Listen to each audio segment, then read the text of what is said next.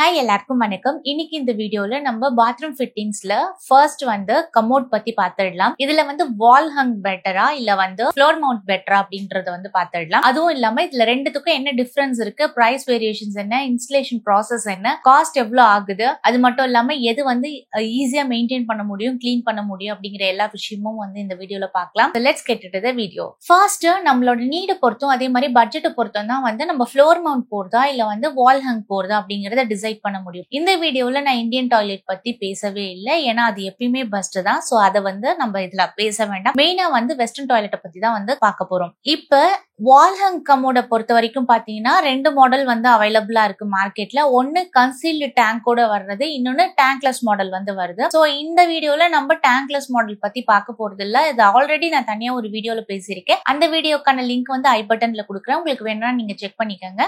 அதே மாதிரி floor mount அப்படின்னு போனீங்கன்னா ஃப்ளோர் மவுண்ட்லயுமே ரெண்டு டைப் இருக்கு. ஒன்னு ரொம்ப பழைய மாடல், அதாவது டேங்க் தனியா இருக்கும், கீழே கமோட் தனியா இருக்கும். அது ஒரு பைப் மாதிரி கனெக்ட் பண்ணிருக்கும். சோ அது ஒரு மாடல். டேங்க் பிளாஸ்டிக்ல இருக்கும். இன்னொன்னு பாத்தீங்கன்னா சிங்கிள் பீஸ், அது ஓவராலாவே பாத்தீங்கன்னா செராமிக்கால இருக்கும். சோ இது ரெண்டு வேரியேஷன்ஸ் இருக்கு. சோ இப்போ காஸ்ட் வைஸ் எது பெஸ்ட் அப்படின்றது பாத்துக்கலாம்.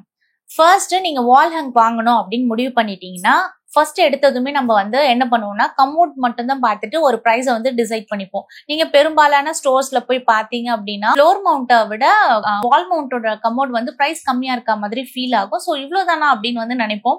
பட் அப்படி கிடையாது. ஒரு வால் ஹங் நீங்க போறீங்க அப்படின்னா என்னென்ன வாங்கணும் அப்படின்னு பாத்தீங்கன்னா எல்லாமே தனித்தனியா தான் வாங்கணும். சோ ஃபர்ஸ்ட் எடுத்ததுமே பாத்தீங்கன்னா கமோட் கூட பாத்தீங்கன்னா சிஸ்டன் வாங்கணும். சிஸ்டன்லயே டேங்க் தனியா வரும், பட்டன் தனியா வரும். சோ இது ரெண்டுமே தனித்தனியா தான் வாங்கணும். சோ இந்த கமோடியும் சிஸ்டனையும் ஹேங் பண்ற மாதிரி ஒரு ஃப்ரேம் தனியா வாங்கணும். அது மட்டும் இல்லாம நிறைய பிராண்ட்ஸ்ல சீட்டுமே தனியா தான் வாங்க வேண்டியதா இருக்கு. ஃபார் எக்ஸாம்பிள் ஈஸியா புரியுற மாதிரி சொல்லணும் அப்படின்னா ஜாகுவார்ல சிஸ்டன் மட்டும் பாத்தீங்கன்னா 4000 rupees வருது, பட்டன் 1400 கிட்ட வருது.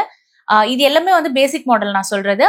நெக்ஸ்ட் கமோட் மட்டும் பாத்தீங்கன்னா ஆன் அண்ட் ஆவரேஜ் ஒரு 6000ல இருந்து ஸ்டார்ட் ஆகுது. தென் ஒரு ஃப்ரேம் நான் பிராண்டட்ல வாங்கணும் அப்படின்னீங்கன்னா 3000 கிட்ட வருது. பட் பிராண்டட் போகும்போது அது கொஞ்சம் காஸ்ட்லியா தான் இருக்கு. சோ ஓவராலா காஸ்டிங் பாத்தீங்கன்னா ஆவரேஜா 14,400 கிட்ட வருது.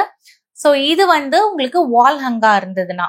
இதே ஃப்ளோர் மவுண்டா இருந்ததுன்னா ஒரு நல்ல பிராண்ட்ல பாத்தீங்கன்னா ஒரு 7000 rupeesல இருந்தே ஸ்டார்ட் ஆகுது. சோ இதுதான் உங்களுக்கு வால் மவுண்ட்டுக்கும் ஃப்ளோர் மவுண்ட்டுக்கும் இருக்கிற price difference. Next installation process. நீங்க வாங்கிட்டு வந்துட்டீங்க, கமோட் அப்படியே டைரக்டா பிக்ஸ் பண்ணிடலாமா அப்படின்னு நினைச்சீங்கன்னா அங்கதான் ஒரு பெரிய டிராபேக்கே இருக்கு. வால் ஹங் பொறுத்த வரைக்கும் உங்களுக்கு மினிமம் ஒரு 10 inch வால் இருந்தாதான் உங்களால சிஸ்டம் உள்ள இன்செர்ட் பண்ண முடியும். பட் பெரும்பாலும் பாத்தீங்கன்னா நம்மளோட அவுட்டர் வாலா இருக்கட்டும் இன்னர் வாலா இருக்கட்டும் 10 inch அப்படிங்கறத யாருமே பிளான் பண்றது கிடையாது. 6 inch அப்படிங்கிற மாதிரி வர்றதுனால நமக்கு திருப்பி எக்ஸ்ட்ராவா ஒரு லெட்ஜ் வால் அப்படின்னு சொல்லிட்டு பில் பண்ற மாதிரி இருக்கும். சோ இதுக்கு என்ன பண்ணணும் அப்படின்னா நீங்க ஒரு இண்டிபெண்டன்ட் ஹவுஸ் கட்டிட்டு இருக்கீங்க அப்படின்னா நீங்க வால் ஹங் போறதா இருந்திருந்ததுன்னா முன்னாடியே எலிவேட் பண்ண மாதிரி அவுட்டர் சைட்ல கொஞ்சம் எக்ஸ்டெண்ட் பண்ணிக்கோங்க வாலை. சோ தட் உங்களுக்கு ஈஸியா வால் மவுண்ட்டை பிக்ஸ் பண்ண முடியும். அதே மாதிரி உங்களுக்கு தனியா லெட்ஜ் வாலும் கட்ட வேண்டிய அவசியம் இருக்காது. சோ இதை முன்னாடி ப்ரீ பிளான் பண்ணீங்க அப்படின்னா வால் ஹங் சீம்லெஸ்ஸா உங்களால கன்சீல் பண்ண முடியும். நெக்ஸ்ட் இந்த 10 inch வால் சொன்னேன் இல்லையா, சோ இது இல்ல அப்படிங்கிற பட்சத்துல உங்களுக்கு லெட்ஜ் வால் தான் கட்டி ஆகணும். லெட்ஜ் வால் அப்படிங்கிறது ஒரு 6 inches கிட்ட ஆவரேஜா வருது. சோ இதுக்கு பாத்தீங்கன்னா உங்களுக்கு தனியா மேஸ்திரி வச்சு நீங்க ஃபர்ஸ்ட் அதை இடிச்சுட்டு அதுக்கப்புறம் ஒரு பிளம்பர் அந்த ஃப்ரேமை பிக்ஸ் பண்ணிட்டு சிஸ்டனை பிக்ஸ் பண்ணிட்டு அதுக்கப்புறம் திருப்பி மேஸ்திரி அதை ஃபுல்லா முடிச்சு டைல் எல்லாம் பிக்ஸ் பண்ணதுக்கு அப்புறம் தான் கமோட திருப்பி பிளம்பர் பிக்ஸ் பண்ற மாதிரி இருக்கும். சோ இது டைம் டேக்கிங் ப்ராசஸ். ஒவ்வொன்றுத்துக்கும் பிளம்பர் மேஸ்திரியும் நம்ம கோஆர்டினேட் பண்ற மாதிரி இருக்கும். சோ இது கொஞ்சம் டைம் எடுக்க தான் செய்யும். அவ்வளவு ஈஸியா டப்புன்னுலாம் பிக்ஸ் பண்ண முடியாது. பட் இதே ஃப்ளோர் மவுண்ட் எடுத்துட்டீங்க அப்படின்னா ஒரே வேலை தான். டைல் ஃபுல்லா மேஸ்திரி முடிச்சுட்டு போயிட்டாங்க அப்படின்னா அதுக்கப்புறம் ஜஸ்ட் உங்களுக்கு கமோட ஒரே ஒரு பைப் மட்டும் இருக்கும். அந்த பைப்ல டைரக்டா இந்த ஒரு சிங்கிள் பீஸை பிக்ஸ் பண்ற மாதிரி இருக்கும். வால் ஹேங்க பொறுத்த வரைக்கும் டைம் எக்ஸ்ட்ராவா தேவைப்படும். அதே மாதிரி வால் ஹேங் போட போறீங்க அப்படின்னு ஃபர்ஸ்டே டிசைட் பண்ணிட்டீங்கன்னா உங்களுக்கு அவுட்லெட் பைப் பி ட்ராப் அப்படின்னு சொல்லிட்டு ஒரு பைப் வந்து போட்டிருப்பாங்க. ஸோ அது வந்து வால்ல வந்து இன்செர்ட் பண்ணியிருப்பாங்க. இதே உங்களுக்கு வந்து ஃப்ளோர் மவுண்டா இருந்தது அப்படின்னா எஸ் ட்ராப் வந்து போடணும். ஸோ இது எல்லாம் வந்து பிளம்பரோட வேலை தான். பட் இருந்தாலும் ஒரு ஜெனரல் நாலேஜ்க்காக தெரிஞ்சுக்கங்க, எதுவுமே தெரியாம இருக்கக்கூடாது இல்லையா. ஸோ பேசிக்கா வந்து இதுதான் வந்து பைப்பு பொறுத்த வரைக்கும். ஏன்னா நீங்க வந்து மாத்தி வந்து ஃப்ளோர் மவுண்ட் இருக்கு அப்படின்னா நீங்க வந்து அப்போ வந்து வால் மவுண்ட் போகணும் அப்படின்னா ரொம்ப கஷ்டம் தான். அதுக்கு வந்து நீங்க ஃபுல்லாவே வந்து டைல்லாம் உடச்சு எடுத்துட்டு பைப் லைனையே வந்து ஃபுல்லாவே மாத்துற மாதிரி இருக்கும். ஸோ அது வந்து கொஞ்சம் ரெனோவேஷன் பண்றீங்க அப்படின்னா ரெனோவேட் பண்ணும்போது இந்த இதெல்லாம் வந்து பண்ற மாதிரி இருக்கும். பட் நீங்க வந்து புது வீடு கட்டிட்டு இருக்கீங்க, அப்போ வந்து ஃப்ளோர் மவுண்ட்ல இருந்து திடீர்னு வால் மவுண்ட் போற பிளான்ல இருக்கீங்க அப்படின்னா அப்பவுமே கொஞ்சம் டைம் டேக்கிங் தான். ஏன்னா நீங்க திருப்பி வந்து அந்த எஸ் ட்ராப் மாத்தி நீங்க வந்து பி ட்ராப் போடுற மாதிரி இருக்கும். ஸோ இது வந்து முன்னாடியே பிளான் பண்ணிக்கோங்க எது வந்து போலாம் அப்படின்னு சொல்லிட்டு. ஸோ அதுக்கப்புறமா அதுக்கேற்ற மாதிரி பிளம்பிங் ஒர்க் பண்ணிட்டு நீங்க வந்து சூஸ் பண்ணுங்க. அதே மாதிரி லாஸ்ட் மினிட்ல நீங்க வந்து ஃப்ளோர் மவுண்ட்ல இருந்து வால் மவுண்ட்க்கு மாறும்போது வந்து கொஞ்சம் பைசா செலவாகதான் செய்யும். ஏன்னா டபுள் த ஒர்க் இல்லையா. ஸோ அதுக்கேற்ற மாதிரி காஸ்ட்டும் வந்து உங்களுக்கு லேபருக்கு வந்து செலவாகும். அதே மாதிரி இன்ஸ்டால் பண்றதுக்குமே வந்து பாத்தீங்கன்னா ஃப்ளோர் மவுண்ட்டுக்கு ஒரு சார்ஜ், வால் மவுண்ட்க்கு ஒரு சார்ஜ் அப்படின்னு சொல்லிட்டு தனித்தனியா தான் சார்ஜ் பண்றாங்க. வால் ஹங்கோட இன்ஸ்டலேஷனுக்கு வந்து 300 இருந்து 400 எக்ஸ்ட்ரா தான் வந்து வாங்குறாங்க ஃப்ளோர் மவுண்ட்டை கம்பேர் பண்ணும்போது. Next design. ஸோ டிசைன் அப்படின்னு வந்துட்டோம்னா நீங்க வந்து டிசைனை மைண்ட்ல வச்சுட்டு நீங்க காம்ப்ரமைஸ் பண்ண தயாரா இல்லை அப்படின்னா நீங்க கண்ணை மூடிட்டு வால் மவுண்ட் போறது தான் பெட்டர். ஏன்னா அது வந்து உங்களுக்கு ஒரு மினிமலிஸ்ட் லுக் வந்து கொடுக்கும். பாத்ரூமை வந்து இன்னும் வந்து என்ஹான்ஸ் பண்ணி அந்த லுக் வந்து எலிவேட் பண்ணி காட்டும். அதே மாதிரி சீம்லெஸ்ஸா இருக்கும். உங்களுக்கு வந்து எந்த இடத்துலயும் வந்து ஒரு மாதிரி கிளஸ்டரா வந்து ஃபீல் ஆகவே ஆகாது. பட் சிங்கிள் கமோடா இருந்தாலும் சரி, இல்ல வந்து டியூவல் மாதிரி வாங்கியிருந்தாலும் சரி, அது வந்து உங்களுக்கு கொஞ்சம் அன்இவன் லுக் தான் வந்து கொடுக்கும். மொத்தத்துல வந்து பாத்தீங்கன்னா உங்களுக்கு ஸ்பேஸ வந்து கொஞ்சம் நல்லா வந்து ரொம்ப ஸ்பேஷியஸா காட்டுற மாதிரி இருக்கும். அப்படின்னா நீங்க வந்து வால் மவுண்ட் போறதுதான் பெட்டர். ஃப்ளோர் மவுண்ட் போறீங்க அப்படின்னாலும் சிங்கிள் பீஸ் போங்க, அது வந்து ஓரளவுக்கு பரவாயில்லாம இருக்கு. ஏன்னா கம்பேரிட்டிவ்லி உங்களுக்கு வந்து வால் மவுண்ட் பண்ண முடியல அப்படின்னா நீங்க வந்து ஃப்ளோர் மவுண்ட்லயே சிங்கிள் பீஸா வர அந்த செராமிக் டைப் கமோட்ஸ் வந்து ட்ரை பண்ணி பாருங்க. அதுலயும் வந்து நிறைய உங்களுக்கு வந்து சைசஸ் வேரியேஷன்ஸ் இருக்கு. லைக் ரொம்ப பெருசாவும் இருக்கு, சின்னதாவும் வந்து காம்பாக்டா இருக்க மாதிரி டிசைன்ஸும் வந்து வருது மார்க்கெட்ல. ஸோ நீங்க அந்த மாதிரி வந்து ட்ரை பண்ணி பார்க்கலாம். பட் உங்களுக்கு வந்து ஹைட்டை பொறுத்த வரைக்கும் பாத்தீங்கன்னா உங்களுக்கு வந்து வால் மவுண்டா இருந்தது அப்படின்னா உங்களுக்கு வந்து ஹைட் வந்து அட்ஜஸ்ட் பண்ண முடியும். ஃபார் எக்ஸாம்பிள் உங்க வீட்டுல வந்து வயசானவங்க இருக்காங்க அப்படின்னா அவங்களுக்கு ஏத்த மாதிரி கொஞ்சம் ஹைட் வந்து இன்க்ரீஸ் பண்ணணும் அப்படின்னாலும் வால் மவுண்ட் பண்ற கமோட்ல வந்து உங்களால அட்ஜஸ்ட் பண்ண முடியும். பட் ஃப்ளோர் மவுண்ட்ல ஃபிக்ஸ்டு சைஸ் தான், உங்களால அதை மாத்தவே முடியாது. ஸோ அதுக்கேற்ற மாதிரி நீங்க பிளான் பண்ணி உங்களுக்கு எந்த மாதிரி எந்த இடத்துல நீங்க வந்து அந்த கமோடை யூஸ் பண்ண போறீங்க, லைக் எல்டர்லி பீப்புள்ஸ்க்காகவா இல்ல உங்களுக்காகவா அப்படிங்கறதெல்லாம் டிசைட் பண்ணிட்டு ஹைட் எல்லாம் வந்து மைண்ட்ல வச்சுட்டு நீங்க எதை வாங்கணும் அப்படின்றத வந்து டிசைட் பண்ணிக்கங்க. அகெயின் உங்களுக்கு வந்து மினிமலிஸ்ட் லுக்கு ரொம்ப நீட் அண்ட் எலகண்டா இருக்கணும், ரொம்ப டைட்டியா வேணும் அப்படின்னு நினைச்சீங்கன்னா உங்களுக்கு வந்து வால் மவுண்ட் தான் பெட்டர் ஆப்ஷன். இல்ல அப்படின்னா பட்ஜெட் கிரைசிஸ்ல இருக்கீங்க அப்படின்னா நீங்க வந்து சிங்கிள் பீஸ் கமோடா வர்றதை வந்து ட்ரை பண்ணி பார்க்கலாம். அதுவும் ஓரளவுக்கு பரவாயில்லாம தான் இருக்கு. Next space.